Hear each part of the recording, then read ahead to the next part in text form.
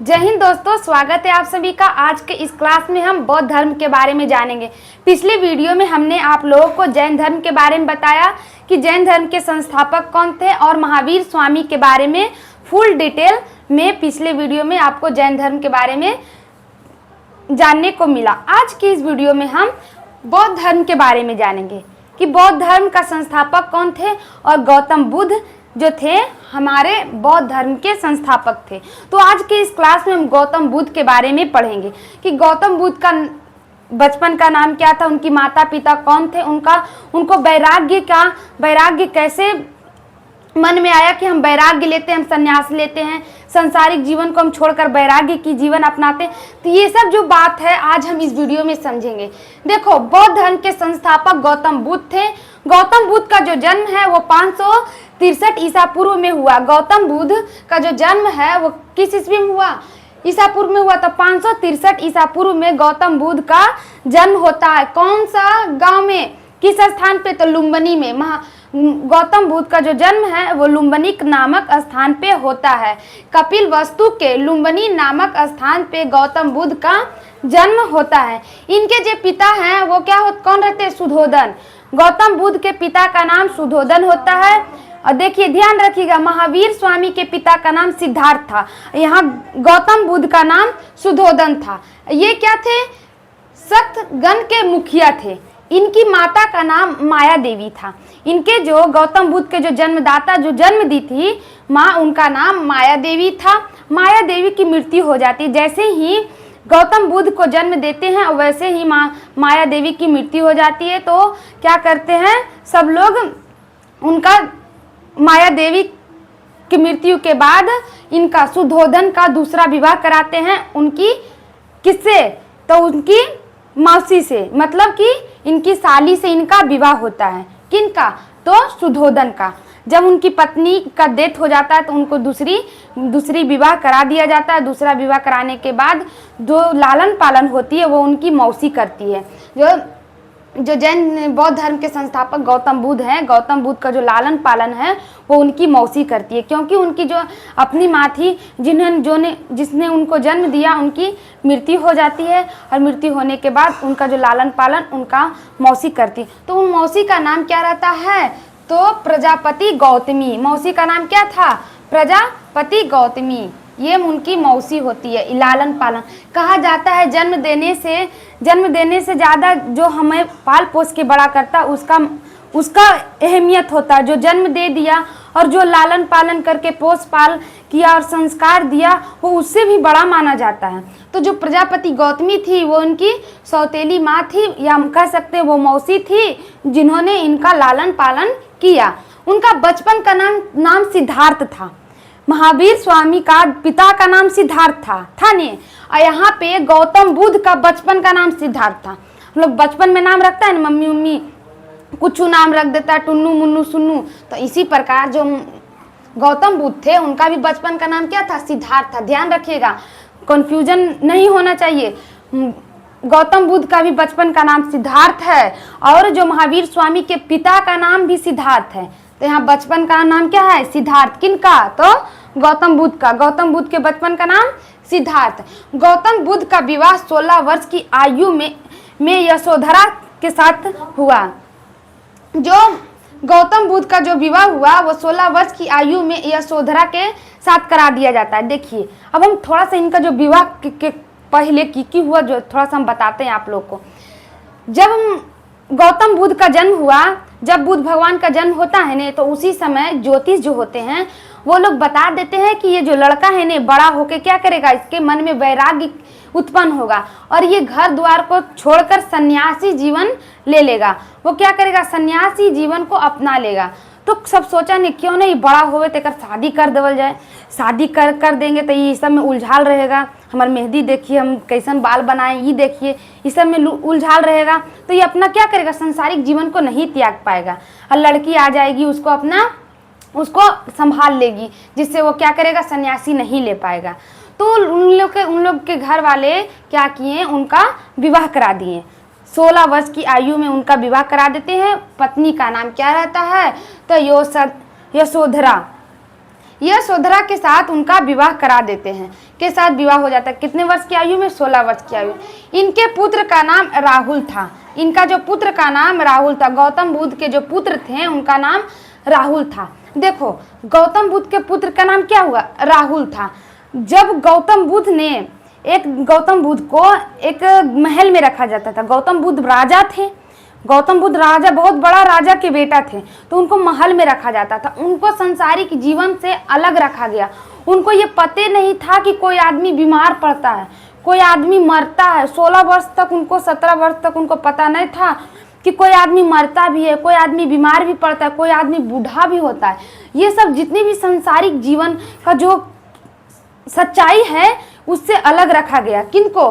तो आपका बुद्ध भगवान को अलग रखा गया। उनको एक प्रॉपर महल में रखा गया। वहाँ पे सारी सुख सुविधा व्यवस्था एकदम 1 नंबर व्यवस्था दिया गया। कुछ भी खोजते थे तो उनको आ जाता था। सब कोई एकदम काम में करने वाला, कोई बूढ़ा, कोई बीमार, कोई नहीं। उनको लगता था ना कि इंसान जैसे हम लोग जन्म लिए हैं वैसे ही ऐसे ही हंसते खेलते आदमी का, उनको ये पता ही नहीं था कि आदमी का मृत्यु भी होता है। इस तरह से उनको रखा गया। एक दिन महात्मा जो बुद्ध थे उनको मन में होता है कि हम इस महल के बाहर की दुनिया को भी देखें, हम इस महल के बाहर की भी दुनिया को देखें, हम अपना राज्य में घूरना चाहते हैं। इस तरह से उनका मन में एक विचार उत्पन्न हुआ। तो क्या करते हैं, वहाँ के जो राजा थे, ये जो पिता थे इनके, वो आदेश देते हैं कि जाओ इनको थोड़ा सा दिखा दो। उससे पहले वो बोलते हैं कि पूरा जो राज्य है वहाँ साफ सफाई कर दो, कुछ ऐसा चीज़ हटा दो जिससे उनका जीवन में वैराग्य उत्पन्न ना हो। तो इस प्रकार क्या करते हैं, कहते हैं कि हम क्या करेंगे, गांव को घूरेंगे। तो महात्मा जो बुद्ध है वो घुरेल निकल जाते हैं, गौतम बुद्ध घुरेल निकल जाते हैं। अब घुरेल निकलते हैं तो चलते हैं ना आगे, तो देखते हैं ना कि अरे कोई बूढ़ा आदमी जा रहा है, झुकल है, ऐसे झुक के चल रहा है। हम लोग ऐसे चलते, वो झुक के काहे चल रहा, लाठी काहे पकड़ ले। अपना सेनापति पूछते हैं, रे ये झुकल काहे है? कहते नहीं जानते हैं, ये बूढ़ा हो गया। तो आदमी बूढ़ा भी होता है? तो हाँ, तो बूढ़ा होता नहीं है तो सब होगा, तो सब होगा, हम भी होंगे, आप भी बूढ़ा होइएगा। फिर कुछ दूर जाते हैं तो एक बीमार व्यक्ति रहता है। वो बीमार व्यक्ति को देखते हैं, अरे ये बीमार काहे है, इसको क्या हुआ, ये ऐसे काहे पड़ा हुआ? तो महाराज ये बीमार पड़ गया। तो कोई बीमार भी होता है, बीमारी क्या होती है, बीमारी भी होता है? तो होता नहीं है, आप लोग कभी आप भी बीमार पड़िएगा, आदमी बीमार भी होता है। फिर आगे बढ़े तो जो नहीं होता है, आदमी मर जाता है तो उसको शमशान लेके जाता है 4 कंधा पर रख के। तो वही एक आदमी मर गया था तो उसको शमशान लेकर जाया जा रहा था। तो कहते ये कौन है, इसको कहाँ ले जा रहा है, ये कैसा रथ है? तो कम रथ नहीं है, ये मर गया, ये दुनिया से टेक कर गया, ये चल गया है, इसको ले जा रहा है शमशान, जरावे लगी। तो आदमी मरता भी है तो जाता कहाँ है? अब जखनिए से महात्मा बुद्ध का दिमाग खनक गया। अब वो मरा तो गया कहाँ?